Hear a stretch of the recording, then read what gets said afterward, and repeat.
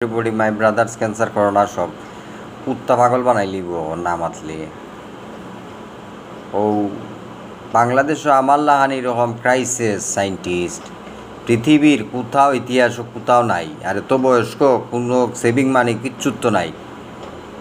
আর ইলা যে ব্যবসা করি কষ্ট করি ইলা ইতিহাস কোনো পৃথিবীর কোনো দেশও মনে হয় না। বাংলাদেশ থেকে গরিব দেশের অভাব নাই, একবারে গরিব দেশ আছে বাংলাদেশে দেশ, কিন্তু আর ইলাও সম্পত্তি বাংলাদেশের আছে, ইলাও গরিব আছে।